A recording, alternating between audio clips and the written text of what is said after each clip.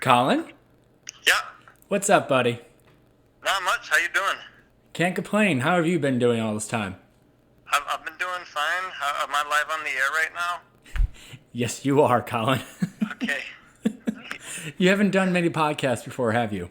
This is my first. So, I don't know how to feel about being your first, but well, it's all you. go before you're ready is what I tell my students. Okay. Right? Well, here I am. Here you are. How have you been during these times? Yeah, I mean, I've just been keeping busy. I like write a schedule for myself like the night before every day, and then I try to follow that to keep structure in my life. So Yeah, that's have you gone immediately to how's the e-learning going? Have you been adjusting to that right now? yeah. So it's my first year teaching. Yeah. I guess I'm saying that more for the podcast than for you, since I know you know that. So I'm yeah, first year teacher. I teach in St. Paul. I live in Minneapolis, so we're not set to start e-learning until April 6th. Mm-hmm. So Jeez. yeah, so it's like the first steps right now are just a lot of planning. So I work with my team of seventh grade and sixth grade teachers, English teachers, and we're planning and preparing for so our spring break. We're having spring break, and the spring break is still set to happen.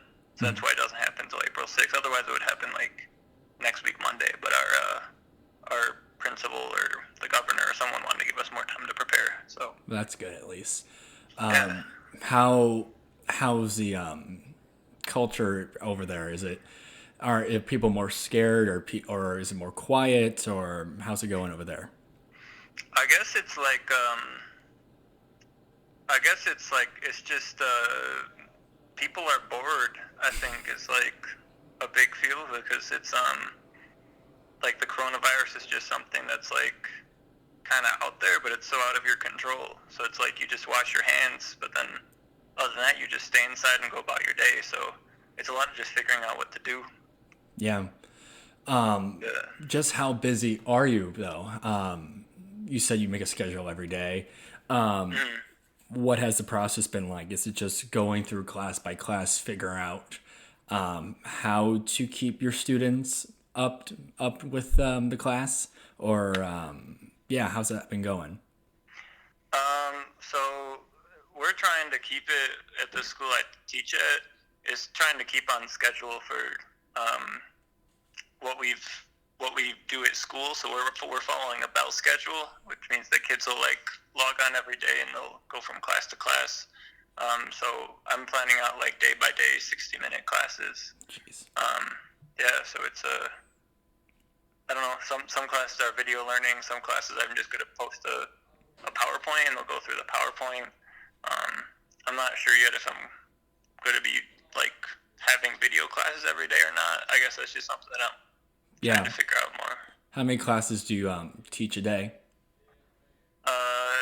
So it's a block schedule. So before we went into online learning, it was 70-minute classes, 72, something like that. Mm-hmm. So I I teach because they're longer classes. I teach 4 classes. Mm-hmm. Yeah. And remind me, how old are these kids? Are they in like 10 to 12 or how old? Yeah, they're 10 to 12. Yep, 6th through 7th grade. Okay. Yeah, 7th grade. Yeah. And I'm curious, before this whole epidemic started, how was it being the first time teacher? Um, it's a lot of work. It's a lot of adaptation. I think for me, like a big thing was like I wanted to set up my classroom to give kids a lot of autonomy, like really to figure out themselves and like how they wanted to learn best. I think I undervalued structure, so like reflecting over this break, that's something that I've tried to like up my game is like create more structure, which is something that I think like when you're an experienced teacher can come really easily, but when you're a first year teacher, it's like there's a lot of foundation you need to set up from that, a lot of knowledge you don't have. So it's like anything that's just a lot of trial and error figuring it out. Yeah, for sure. Yeah. What do you think? How do you think your students feel right now? really tough to know. I guess it's going to really vary on the kid. Yeah. Like some kids might be really busy at home. Some of them might have a lot of siblings that they got to take care of. Other kids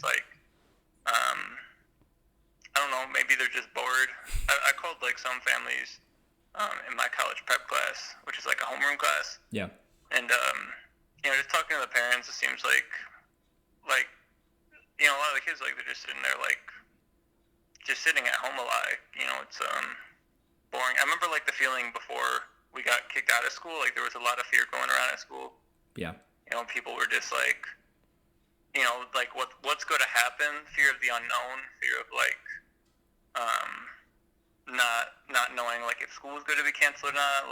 What's going on in the world? Because we'd be in school and then you just hear these things on the news about how crazy things were getting in Italy and stuff, and then it was when is that going to happen here? What's going to happen? It was a lot of fear of the unknown was happening. So Yeah. I think now at this point it's just a lot of sitting at home and waiting. So it's Yeah. not so much fear anymore.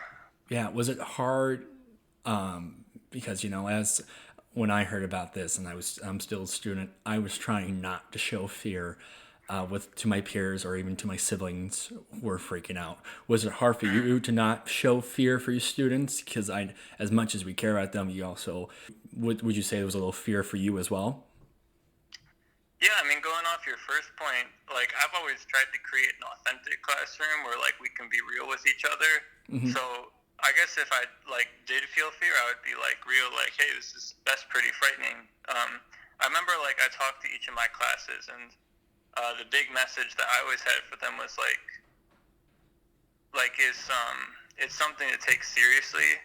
Don't joke around or avoid still wash your hands, wash your hands for 20 seconds.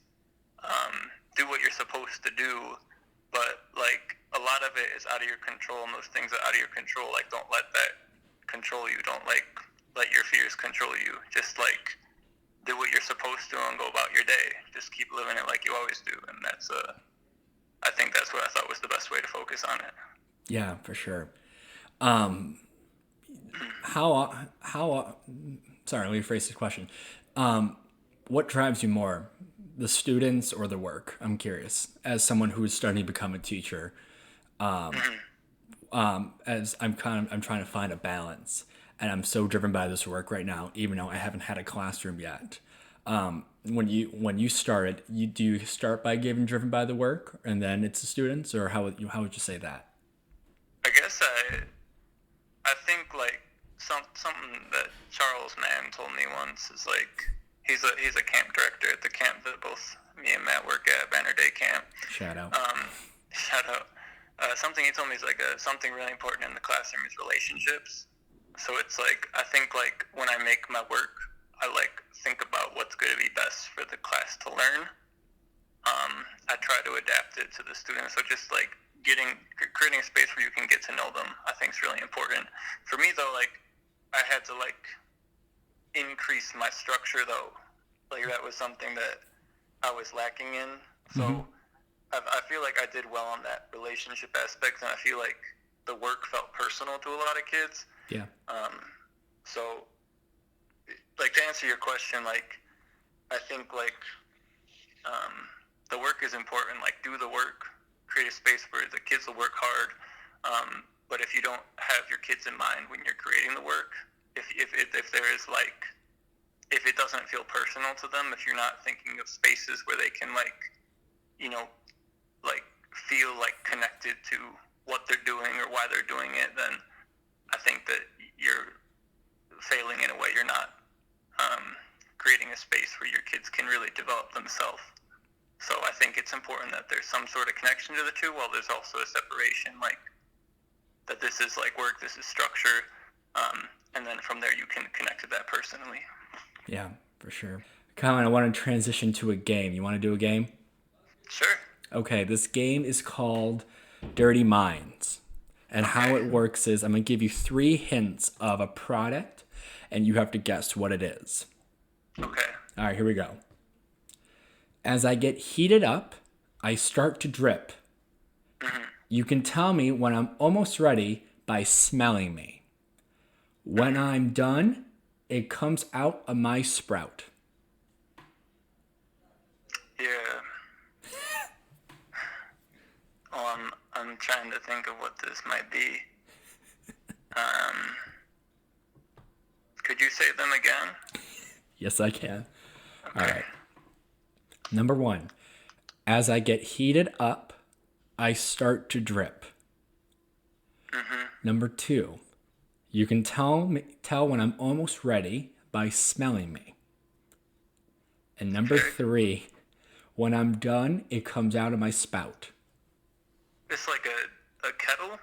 Or like when you're making tea? Oh, you were very close. We'll take it. It was coffee pot.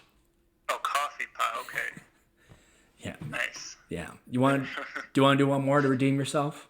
This one's Yeah, this do. one's a little bit more easy. Do I get half points for that first one?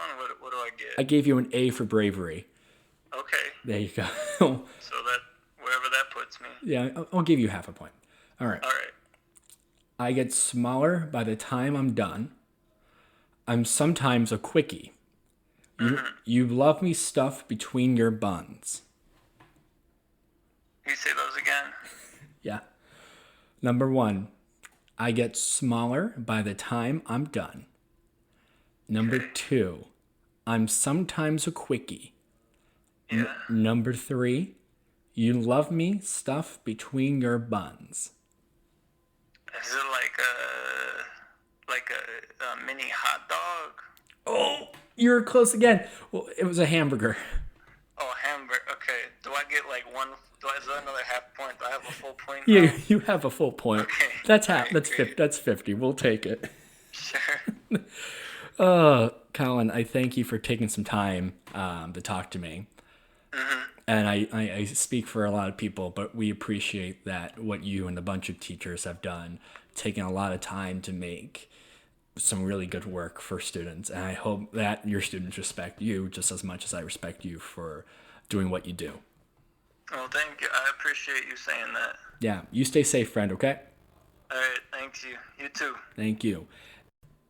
Hey everyone, thanks so much for listening to this episode of The Boy in the Plastic World. I'd like to thank my guest Colin for taking some time out of his crazy busy schedule to talk to me. Like I said, thank your teachers for everything they're doing. Everyone is going through a very difficult and crazy transition. And it starts with the teachers like everyone else, and it's greatly appreciated. If you like what you're listening to, feel free to listen to the other episodes and leave a comment or a like and let me know how I'm doing. Thanks so much. Stay safe and be well. Bye-bye.